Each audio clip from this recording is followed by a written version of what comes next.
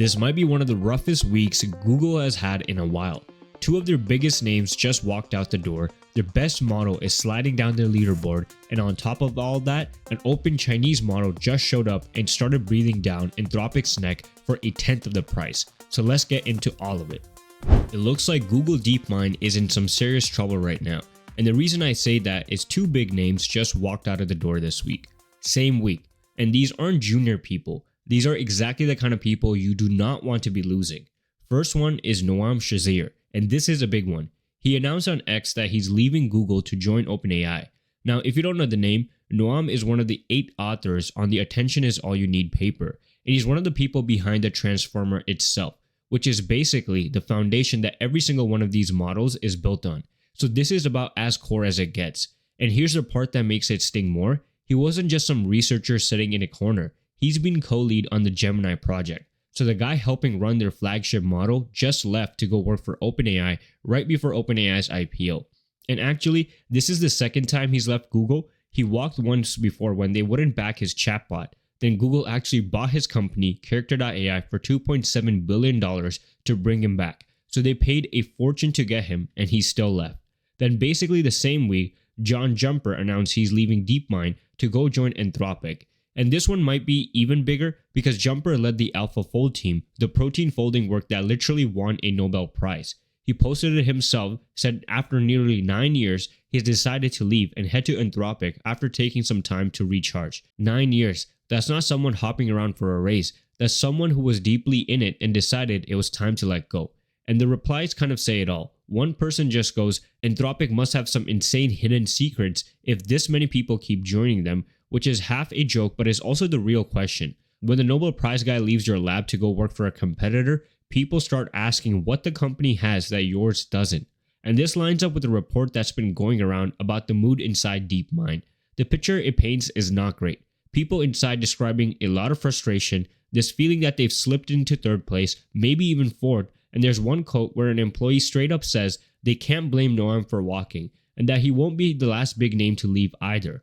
Well, it looks like they were right about that one pretty fast, and the public stuff backs it up. The last big model was 3.5 Flash, and on paper, it was a step up, but in real use, it wasn't really better than Gemini 3.1 Pro, and that came back out in February. So 4 months go by, and right now their best model sits in 5th place on the Artificial Analysis Intelligence Index, 5th, behind Anthropic, behind OpenAI, and now behind Zhipu AI out of China. Getting passed by an open Chinese model is probably the one that really hurts Google DeepMind. It's not just the big models either. Their small video model, Gemini Omni Flash, came out and basically nobody noticed, and it got beaten pretty easily by ByteDance Seedance 2.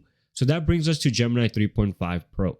Supposedly, it's supposed to be coming this month, maybe closer to June 30th now.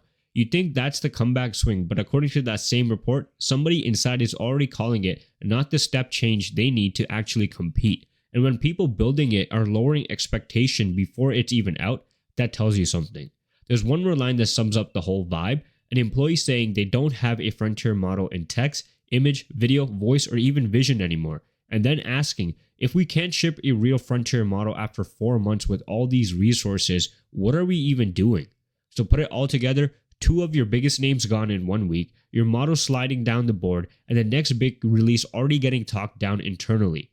When the model drops, Gemini 3.5 Pro is going to tell us a lot. If Gemini 3.5 Pro lands, a lot of this gets forgotten fast. If it doesn't, this story gets a whole lot louder. Before we continue, we just launched the Universe of AI newsletter. If you want to stay on top of AI news without having to hunt for it, link is in the description. Don't miss out.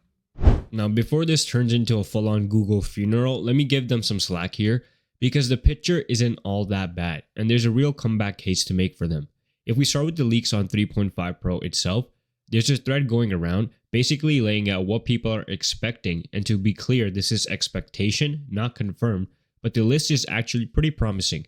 A stronger vision, better multimodal reasoning, and improved SVG and front-end generation over 3.1 Pro. But the one I think is the most important is this point that there's hope that Google actually fixes the laziness on long and complex tasks that people saw earlier in the 3.5 checkpoints. If you use Gemini for anything big, you know exactly what that means. It kind of gives up halfway. If they actually fix that, that changes the day-to-day experience a lot.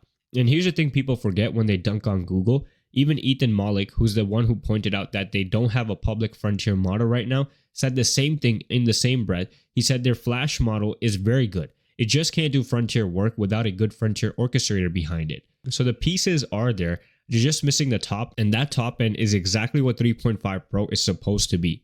Then you got Logan Kilpatrick, who's on the Gemini team, basically out there defending it. When the report was going around, his reply was just, the team is cooking on 3.5 Pro. And someone in the replies joked that Google should give him a raise because he's become the unofficial PR face for Gemini at this point, which fair, but the point stands. The people inside still sound confident about this one. So I don't think you write Google off. They have the data, they have the compute, they have the talent even with people leaving. And historically, when Google actually decides to take something seriously, they tend to show up. The Gemini 2.5 and 3 era proved that. They were behind, and then for a while, they were genuinely the best. The 30th is going to be the real test for them. If 3.5 Pro is successful and it fixes the laziness problem, all of this pressure flips and it becomes a comeback story overnight. So I'll hold off on counting them out yet. You should never count out Google. And while everyone's watching the big labs, an open model quietly went and stole the moment. Zhipu dropped GLM 5.2, and this one's actually a big deal for a few real reasons. And remember, this connects to what we just talked about. GLM is from Zhipu, the Chinese lab, and this is a model that just passed Google on the intelligence leaderboard. So this isn't some random open release. This is the thing that bumped one of the biggest labs in the world down a spot. Let's get into what's actually new, because the upgrades here are the kind that changes how you actually use the model. The headline one is the context window. They took it from around 200k tokens on the last version all the way up to a full million, which is about a 5 times jump. And the reason why that's important for an open source model specifically is that it can now hold entire code bases in its head at once. So it doesn't have to chunk or no splitting things up or feeding a few files at a time. You can point it at a whole repo and it just reads the thing in one go. The other big change is what it's built for. They didn't fine tune a chatbot, for example, for coding. It's specifically made for long horizon tasks, meaning coding jobs that run for hours across thousands of little steps, big implementations, automated research, complicated debugging. The stuff that actually falls apart halfway through because the model loses the thread, they trained it hard on exactly that. There's even a report of an earlier version building a working Linux desktop over about 8 hours on its own. And they added 2 reasoning modes, high and max, so you can basically decide how hard you want it to think. Quick answer when you want speed, or full effort when you're throwing something complex at it. Now here's where it gets serious for the big labs.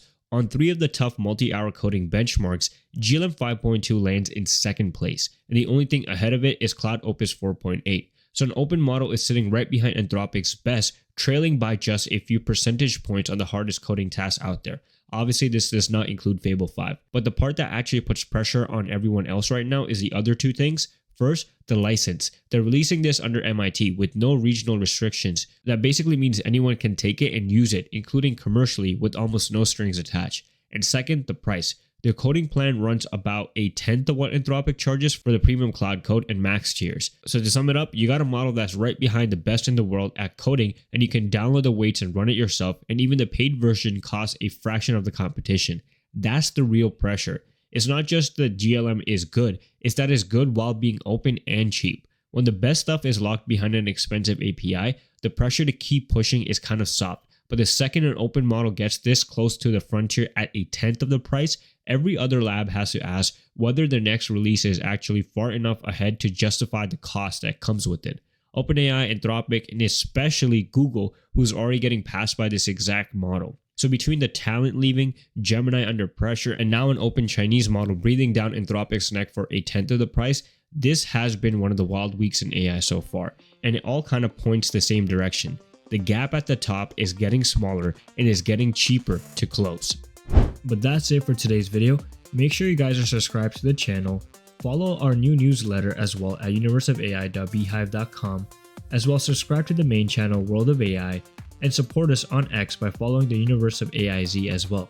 Until then, I'll see you guys in the next video.